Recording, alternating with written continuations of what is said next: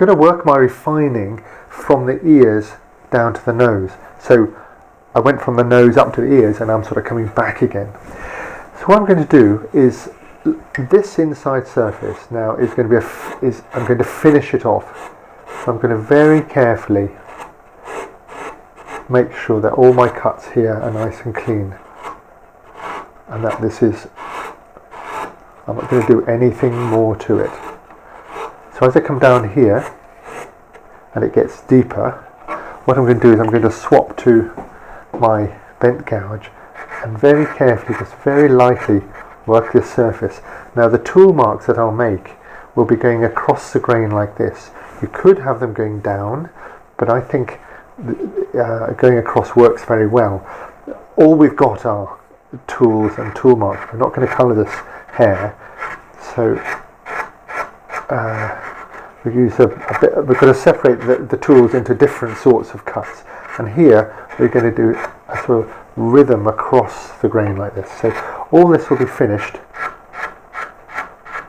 right up to what the edge is. So with that edge is now going to be where it's going to be finished. You're not going to change it. So I'm going to work this here,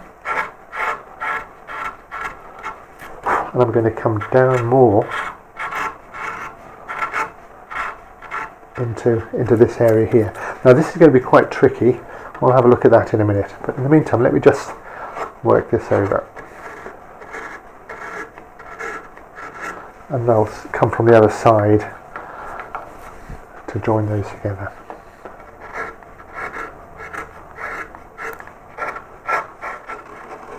As we get down into the hollow down here, it gets increasingly difficult to not bump into the edges here. So you do need a tool with a very good bend on it. That's what you ideally should be looking for, going both ways. If you can't do that, you can certainly use a Dremel. You don't have to go too deep, but you could also remove some of the wood here in this bit with the V tool. You could come in here this way. So we're actually going across the grain. You might find a number 9 gouge you can turn like this and slice in, but otherwise we're really looking for slicing cuts. So the tool, instead of just going across, is doing a little bit of a drift like that.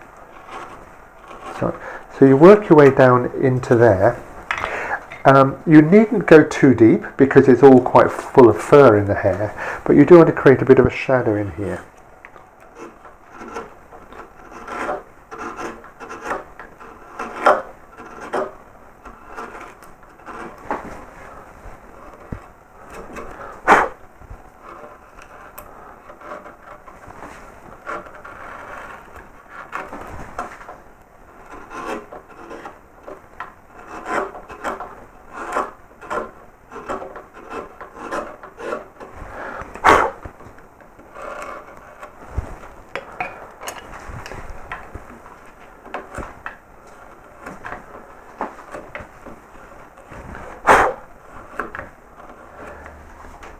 Once I've got the front finished, I can turn to the back of the carving, the back of the ear, start removing wood here from the back of the ear. We've got lots of long grain going through, so that's quite strong.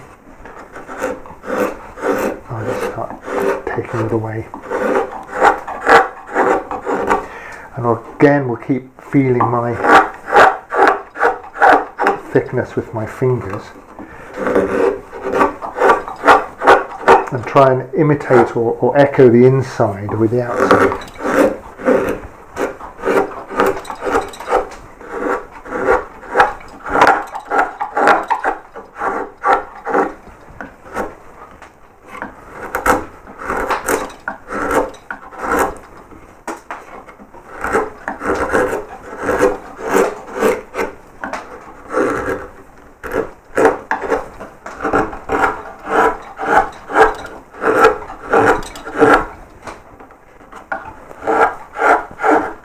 So what I'm going to do is come up to the edge here of the ear and undercut it enough so that, or back cut it enough so that you get a sense of thinness.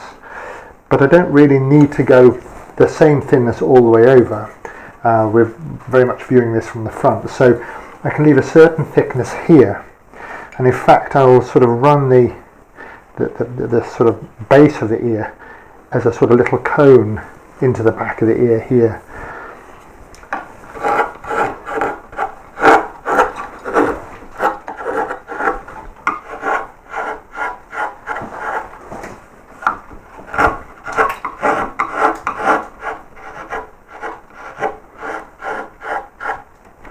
So that's me coming up to the edge of the ear, and I'll check that from the front in a while.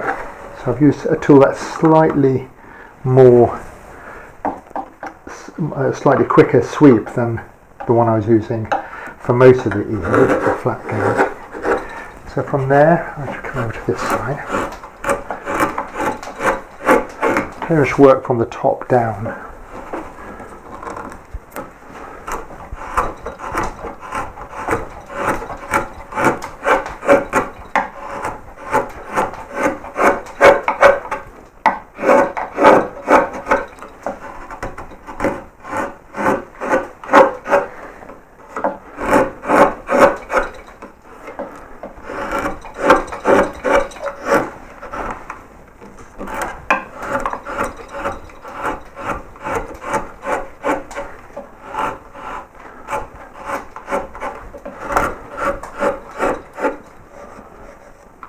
As you come down this side of the ear here, you're going to meet the body coming in this way, so the grain is going in the opposite direction. So it's quite difficult to meet up here. So the best thing to do is to take a tool and come across the grain, right angles to the grain, with a slicing cut like this. So just round that over.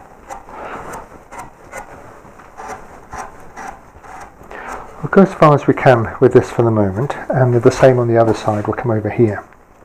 So finish off in there, and with that you've more or less got this ear sorted, so we're going to turn to do this ear next and get the two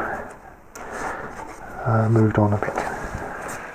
Here are the ears looking very much like Hare's ears with the back sorted out. What I need to do now is go back over them, refining this surface again. So remove some of these big chunky cuts and make the surface much more simple, much more delicate. And from there I'm going to work round into the rest of the face.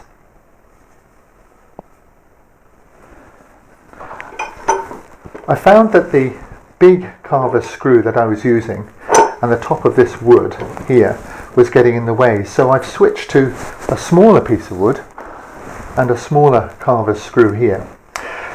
But what I have to do is to take a piece of wood and shape a tapered cone that will fit in the hole that the original Carve screw made, whack that in with some glue, cut it off and re-drill for the smaller screw.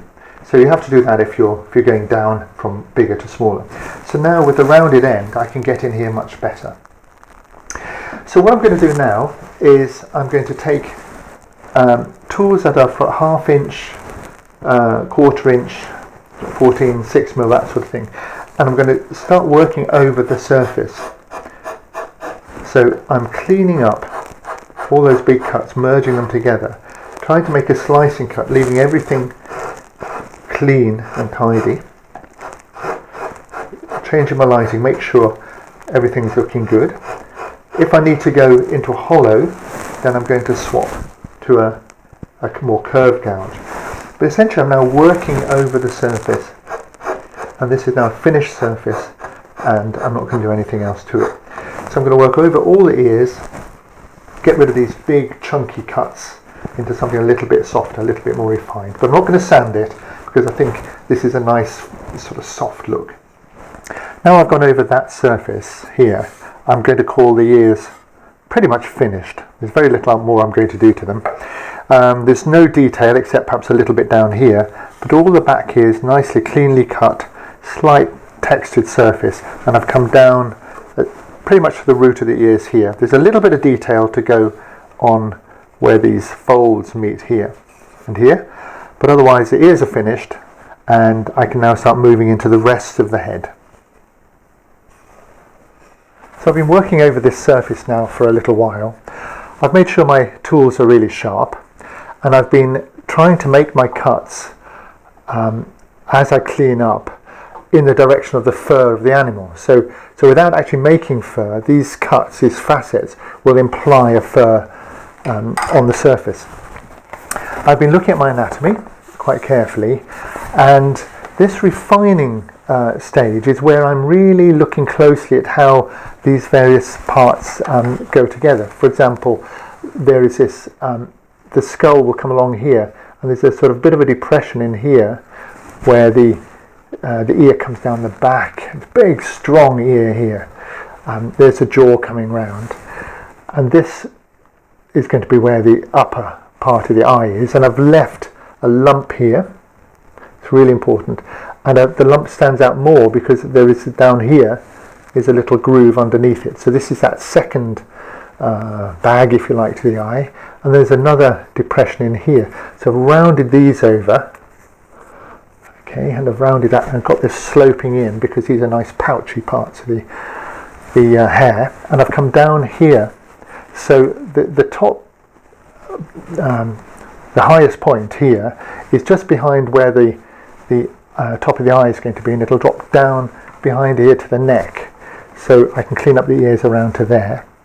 But I'm leaving this part, the actual snout, and I'm leaving the eye and really this junction here where these two folds come together. Those are going to be details that are going to turn to next. So get the whole thing, both sides, as fairly equal, pretty much everything done and finished except for this and this part here.